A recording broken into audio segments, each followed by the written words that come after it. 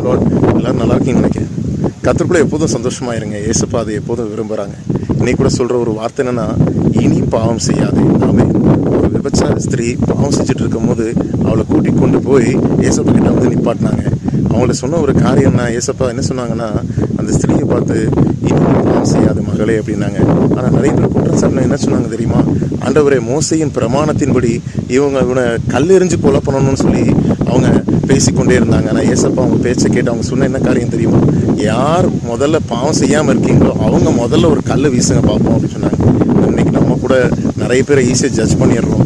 அவங்களுக்கு தோற்றத்தின்படி அவங்க என்ன பாவம் செஞ்சவங்க உடனே போய் எப்படியாவது அவங்களுக்கு தண்டனை வாங்கி கொடுக்குறோன்னு சொல்லி அவங்க ரொம்ப ஆசைப்படுறாங்க. நான் சொல்கிற என்ன காரியம், டோன்ட் ஜட்ஜ் எனிவன். நீங்கள் நியாயம் தீர்ப்பு செய்யாதீங்க மற்றவங்களுடைய காரியங்களை. அது ஆண்டர்கிட்ட ஒப்பு கொடுத்துருக்கேன். ஆண்டத்தை பார்த்துக்குவார். இன்றைக்கி நம்ம பண்ண வேண்டிய காரியம்னா, நம்மளே சோதித்து பார்த்து அறியணும்.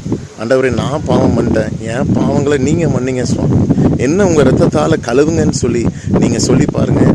அதன்படி கர்த்தர் உங்களை ஆசீர்வதிப்பார், மற்றவர்களையும் மன்னிப்பார், உங்களையும் மன்னிப்பார். கர்த்தர் தாமே உங்களை ஆசீர்வதிப்பார். God bless you.